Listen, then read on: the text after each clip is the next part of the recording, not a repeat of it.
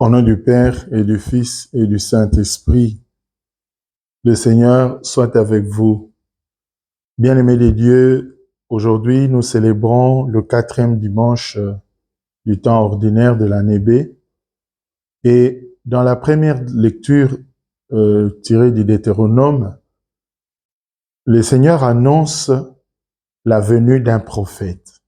Ce prophète qui serait comme Moïse. Et pourquoi ce prophète va venir? C'est justement parce que le peuple en avait marre d'écouter Dieu lui parler directement. Parce que chaque fois que Dieu parlait, il y avait des manifestations violentes. Il y avait des tonnerres, il y avait du feu, il y avait même des morts. Et quand Dieu parlait, il y avait des tremblements de terre. Alors, le peuple avait peur chaque fois que Dieu devait lui parler. C'est comme ça que le peuple lui-même a dit à Moïse, demande à Dieu de ne plus nous parler tel qu'il nous parle là, parce que nous, ça nous traumatise. Voilà pourquoi Dieu répond par Moïse en leur disant, le Seigneur va vous envoyer un prophète. Et ce prophète, ce sera lui qui va être la parole de Dieu. Et tout ce qu'il dira, ça viendra de Dieu. Et c'est ce que Jésus fait toujours dans l'évangile. Il confirme qu'il est la parole de Dieu. D'ailleurs, dans l'évangile de Jean, au premier verset, on dit, au commencement était le Verbe, était la parole. La parole était Dieu et la parole était avec Dieu. Et dans l'évangile d'aujourd'hui, le Seigneur le confirme. Parce que quand il enseigne avec autorité. Quand il parle avec autorité. Et tous ceux qui l'écoutent étaient fascinés par sa parole. Et cette parole de Jésus était différente de la parole des scribes, de la parole des docteurs de la loi. Pourquoi?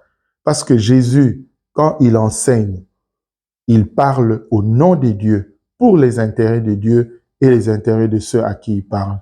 Alors que les docteurs de la loi, quand ils enseignaient pour leurs propres intérêts. Ils enseignaient parce qu'ils avaient quelque chose derrière la tête. Et nous voyons même dans l'évangile que quand Jésus enseigne, les mauvais esprits réagissent. Et les mauvais esprits sont où? Au lieu de prière. Ils sont dans les temples, ils sont dans la synagogue. C'est pour nous dire que toute prédication n'est pas nécessairement parole de Dieu. Mes frères et sœurs, soyons prudents. Aujourd'hui, il y a autant de prédicateurs qu'il y a autant de paroles de Dieu. Il y a autant de pasteurs, autant de prêtres, autant de prophètes, autant de tout ce que vous voulez. Sachez que toute prédication n'est pas nécessairement parole de Dieu. Parce qu'il y en a qui prêchent parce qu'ils ont vraiment besoin que le peuple se convertisse. Et il y en a d'autres qui prêchent parce qu'ils ont des calculs, parce qu'ils ont des intérêts. Soyons prudents, mes frères et sœurs. Toute prédication n'est pas nécessairement parole de Dieu. Dans la première lecture, le Seigneur lui dit que le prophète qui viendra, c'est-à-dire Jésus-Christ, il viendra parler en mon nom. Alors que Dieu avertit qu'il y a aussi possibilité qu'un prophète vienne parler en son propre nom.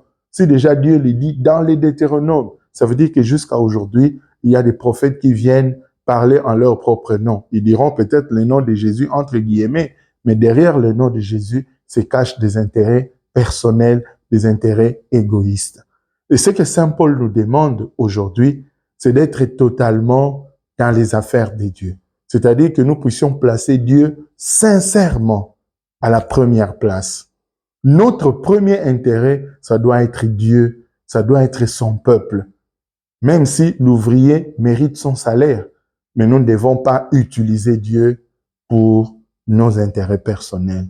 Parce que notre Seigneur, il risque de se venger. Que le Seigneur nous assagisse, nous qui écoutons la parole de Dieu, que nous soyons toujours prudents et que nous puissions discerner les esprits, comme le dit toujours Saint Paul. Amen. Le Seigneur soit avec vous. Que Dieu Tout-Puissant vous bénisse, le Père, le Fils et le Saint-Esprit. Demeurez dans la paix du Seigneur et bon dimanche à tous.